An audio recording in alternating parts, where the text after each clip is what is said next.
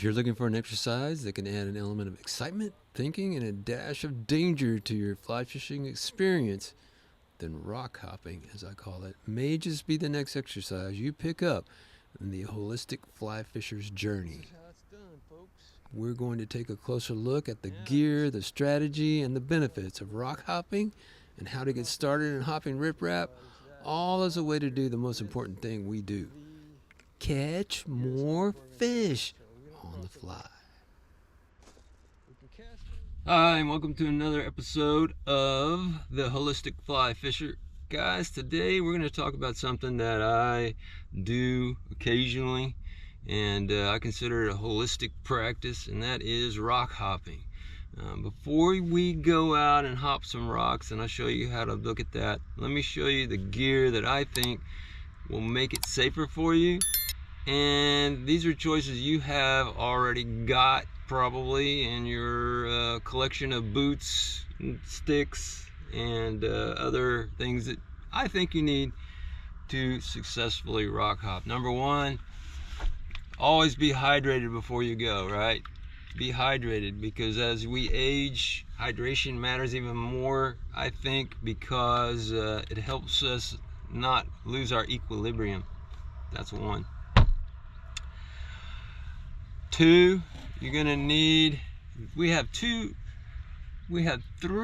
points of contact: our left foot, our right foot, and hopefully a good stick, wading stick, whatever kind of stick, a stick. I'm gonna go over my sticks later on.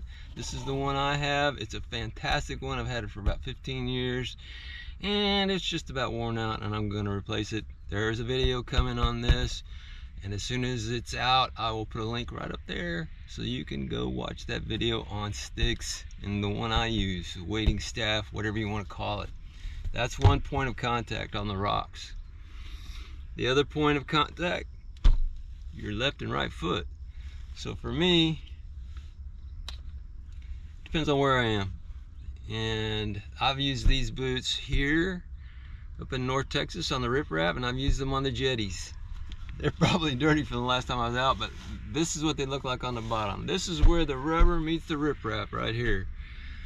These guys I call tanks, man. They're like tanks because they grip really well when there's no mud on the bottom. And I have spikes also down there that will add extra grip. Very stiff, not supple. You don't feel the rocks. Very good ankle support. And they are really like tanks, man. They're like bulldozers. They just go, they will stick to almost anything as long as you get a spike on it.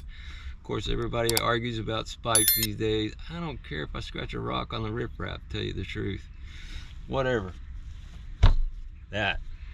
Other kind of shoe, boot, whatever you could wear. These are a pair of old Soft Science wading shoes, high tops. They have the ankle support I need because I have one bad ankle from my basketball days, and so that is something I have to pay attention to. I always try to wear high tops on this because of the flex and the give and take of the need to move on the rocks. So that's that. Your feet are set. You got your third leg right here with your wading staff, and then that's your points of contact. The other things you want to consider: you've got to have good vision, okay? So in other words, you're gonna set a path for yourself before you do it, just like a rock climber does when they're looking at a face of a boulder or a face of a mountain or whatever they're climbing, right? They have started to set their route. So what I do when I arrive somewhere, even if I've been there before, is check my route. So you got to check your route, and I'll show you how that's done here in a minute.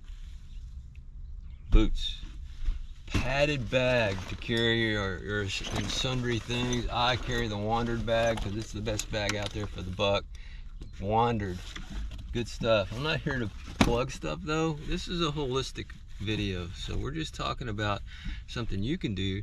I'm going to tell you why it's so great here in a second. Vision. This is a vision thing. You need to wear the right contrast, and if you need magnification, of glasses, sunglasses, or whatever, so that you can actually see the surface you're going to step onto.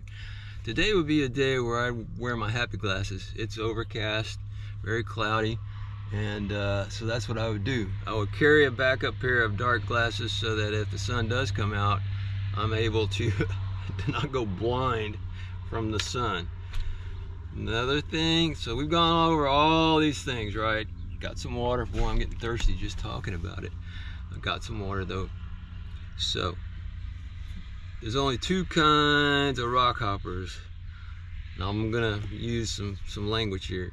Them's that's falling down and them that's gonna fall down. So that's how that goes. You're either falling down or you're gonna fall. There's two kinds of falls, right? There's the known falls and the unknown falls. What we can do on a known fall is we can prepare ourselves by trying to get low quickly. Bend your knees, try to get down and land on your butt. You know, the thing is, for me, I'm a white guy, you know, I don't have much of a butt. It hurts when I land on my butt. There's just nothing but bone. But, pardon the pun, that is better than breaking a leg, landing on a shin, doing things that will end your day prematurely. So that's the way I look at that. One great thing you can do is wear gloves also, because when you're going down, your hands are now becoming a point of contact. That's my thing. I wear gloves. I like to have good protection on my points of contact and potential points of contact. That's why I choose a padded bag, because it will pad cameras and whatever else is inside there. And I'm going to go over how to fall here in a minute over on the RipRap, and then we're going to take a look at it. I don't know if we have time right now. We'll take a look at it here in a little while, and we will see what the RipRap looks like from my perspective, looking down, choosing my route, and then we're going to take that route down. It's very, very challenging, and here are the reasons I like it. One, it's a good holistic exercise. You're gonna get a core body workout doing rock hopping, or whatever you want to call it, granite crabbing on the coast, whatever. Two, it strengthens your core to the point where you can do other things and go longer, go further, and we're about extending our time on the water here with the Wholistic Fly Fishing series. That's what this is all about. And number three is, it kind of gives you a rush, you know? You get a little bit of a rush when you're out here all by yourself, hopping on these rocks, checking these rocks. There's a little rush involved, just like these guys that climb walls and things like that. So I dig the rush. There's only one of the things that gives me a rush, and that is riding a bicycle in town. We'll go over that too. That's more deadly than this is, for sure. But you need to be prepared before you step on the first rock. I'm going to show you how to pre-visualize your route.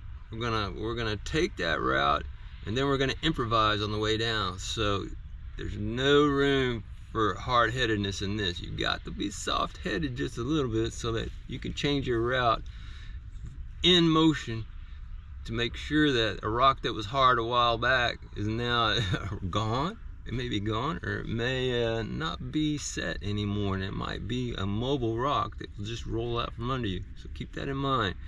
We're going to go take a look and see if we can figure out exactly how to route this thing. I've done it before. We're going to do it again. And just, one thing you don't want to forget.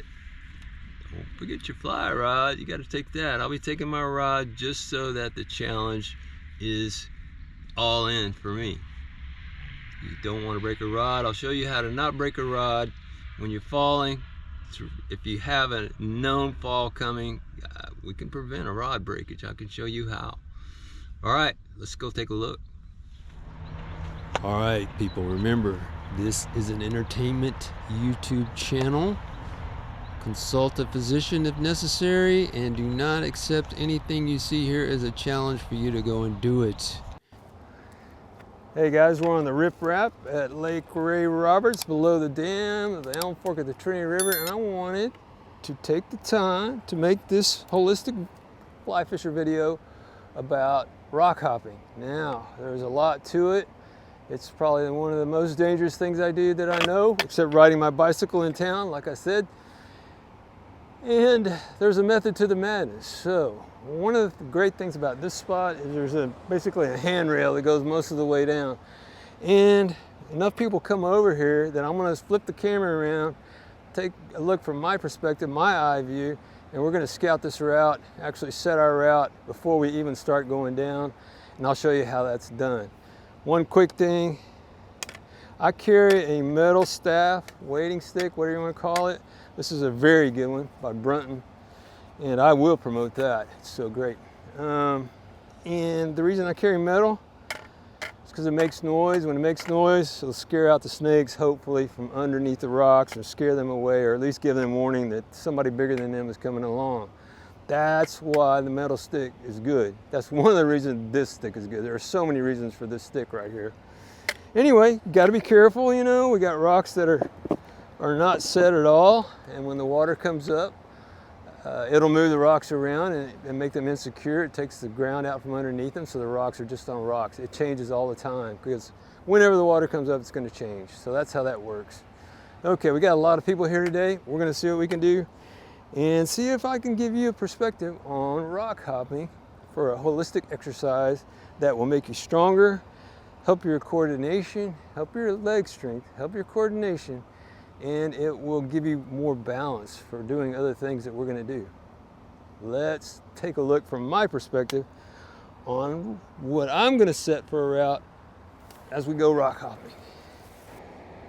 Okay, so when I'm looking down on this, it looks like a moonscape, but the reality is I'm looking for a couple of things. Number one is I'm looking for scratch marks on the top of the flattest rocks. That's where people have stepped and worn it down, and that's what you want. On this particular riprap, looks like it's a long way. It's not nearly as bad as it looks. I am going to hold on to this fence until I can't hold on to it any longer, and then we're going to end up at the bottom. You've got to remember that going down is where you will probably fall. Going up is much, much easier. No matter where you are, the upward momentum and using that set of muscles is much better than the downward muscles and the way that muscle group works. All right, guys, to start this rock hopping adventure off, I'm gonna make it a challenge. Carry a fly rod down. I could easily leave the rod behind, but we're gonna take the rod. You can see pretty easy going for the moment. Don't even need my stick right now. And we're just gonna find our way. You can see the scratches on top of the rocks. You gotta wear good glasses with good contrast. That way you can see what you're doing. This is well worn. See the tops of these rocks? Pretty well worn, huh? You can see where people have been walking on this stuff. Those are small. That's a little bit small of a rock right there. But we're going on down pretty quick now. Snaky, very snaky. Yeah, snaky. This is how it's done, folks. Now it gets tough. Now it gets a little tougher. Can't cross that fence line because that is the law here with the U.S. Army Corps of Engineers. So we don't cross over that. We can cast over it on the water, but we just can't go over it physically. All right, looking for my spot. Having a stick is like having 3 legs. No jokes, please. Just 3 legs, you know? And give you a lot more ability to do a lot more difficult maneuvers, moves. Keep looking for your spots. I'm going flatter, going flatter. There's a nice hook right there. This place is filthy now. Water's been high. People have been fishing here a lot, so it's been really, really messed up. All right, still looking for my way here. Got my bag on the back, so it's really, really awkward, to say the least. There we go. Now we're on the move. This is what I like, getting down here as fast as I can so I can start fishing as quick as I can. Ooh, gar, dead gar. People just waste fish like that. It's sickening. All right, we're almost there. You can see this has been underwater. You can tell by the color of it. So the water was up, and they cut. There's one that's See, these rocks are changing shape right now. And the water's down. So let's see.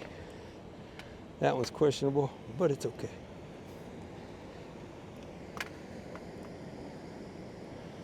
Another dead gar down here, so that means there's a lot of gar action. All right. So, I don't know how long that took, but we're on the water. And since I have a rod, I'm gonna fish a little bit. All right, guys, remember there's two kinds of falls, the known falls and the unknown falls.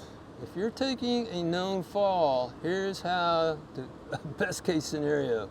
You're gonna take your rod, take your stick, and throw them away. Just throw them out like this. The problem you run into when you hold onto that rod, you turn it into a staff and you're gonna break it off.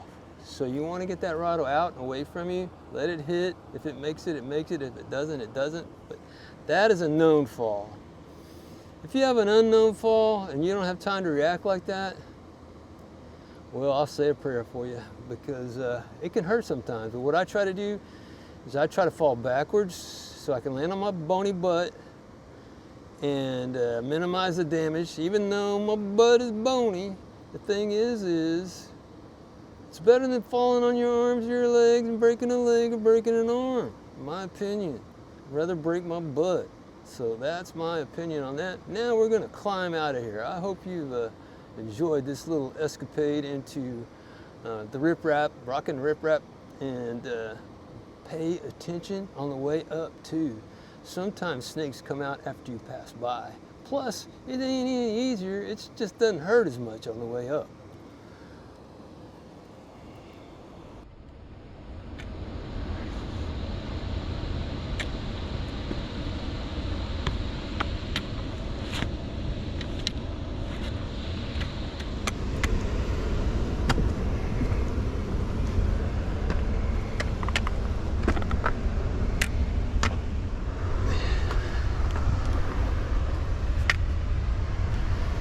Check your route.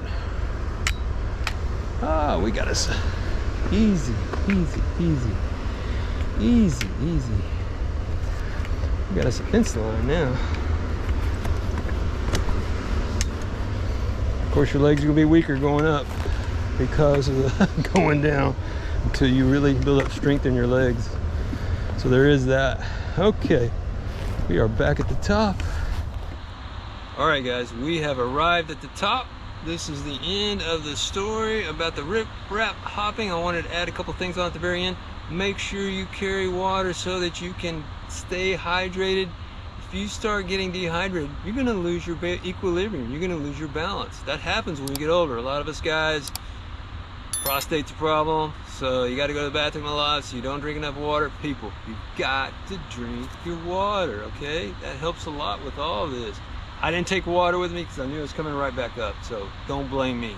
Anyway, you saw how we laid it out. Make sure, I want to just run a couple more things by, or a couple of things by you once again in case you forgot. Brunton, I'm going to do a whole story on this one stick. Can you believe I'm doing a whole story on one wading stick? But I'm so in love with this thing. It is great. I've had it 15 years and I've lost it, found it, left it, found it. It's broken, fixed it, patched it, and I'm going to get a new version sometime soon from Brunton, and we will take a look at that whole video. Hopefully there'll be a little link up there to that. The Brunton wading staff. I call it a wading staff. They call it a walking staff or whatever they call it. But anyway, a hiking stick or something like that. Look, guys, drink water, watch your step, premeditate, pre-visualize, just like you're climbing a rock wall. Find your route and stick with your route on the way down and stick with it back on the way up. Also, one other thing that I didn't mention, and this is kind of a luxury item, but my wife made me get this when I moved to South Padre Island for 6 months and was rock hopping, actually granite crabbing at night, and it was very dangerous, very slippery, and I did it quite a bit.